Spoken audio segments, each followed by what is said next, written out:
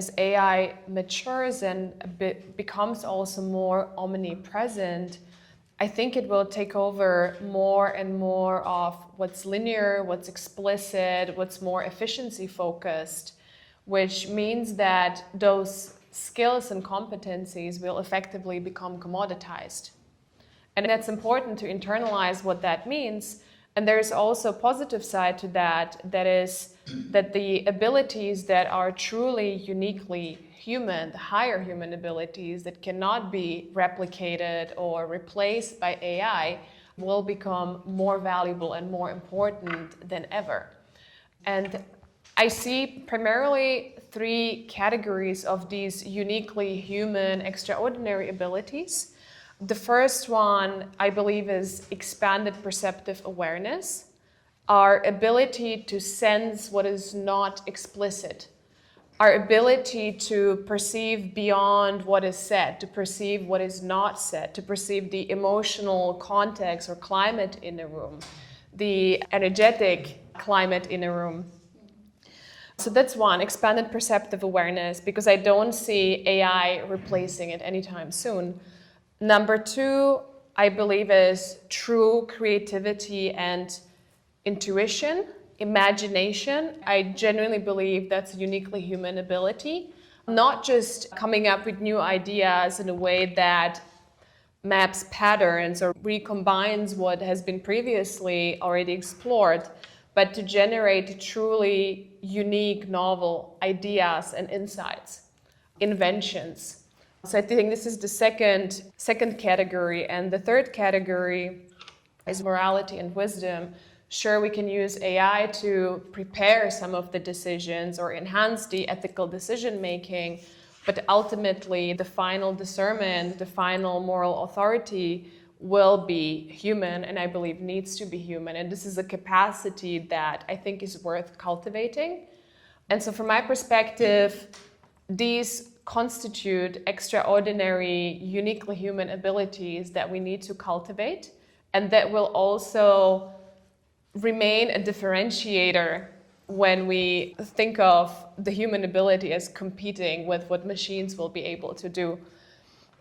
And I think the important point is to understand that the emergence of these abilities depends on the state of our nervous system.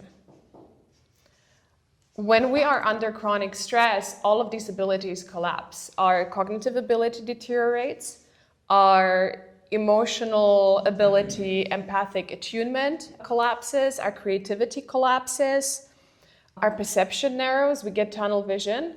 And so precisely these abilities that I believe will be most important are the abilities that we are losing under chronic stress when we don't know how to manage it.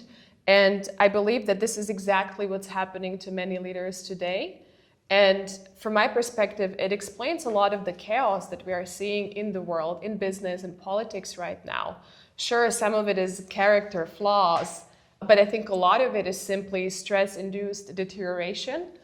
And so the pedagogical innovation that we need is to address this issue and to start designing curriculum that goes beyond just content delivery. It's not just about standing in front and having a presentation, but moving into the territory of teaching future business leaders state engineering, nervous system engineering, getting into a state that aids the emergence of these higher human abilities.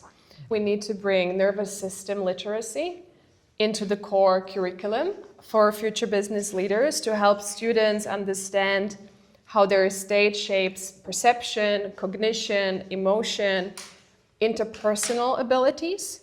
And I believe also that we should be embedding techniques related to this nervous system engineering, such as meditation, such as somatic micro-practices, such as breath work, into project work in business schools, so that this nervous system engineering becomes a natural skill for future leaders that they can deploy in real life situations, in between meetings, in conflict situations, to de-escalate, to find creative solutions to complex problems. And so I think that's one part of it. And then additionally, I think a contribution that academia can make is also to build bridges between the ancient wisdom practices and modern science, because all the techniques that fundamentally support the emergence of these abilities, these special human abilities, have been around for millennia, right? So it's nothing new, and yet I believe that in boardrooms and industry context, they are still sometimes seen as something fringe, something esoteric, something vague. And from my perspective, that couldn't be further from the truth. And I think this is where academia can play a very important role of demystifying and quantifying the measurable effects of these practices on the nervous system, on cognition, on emotional resilience, to make them accessible on a large scale for the industry as well.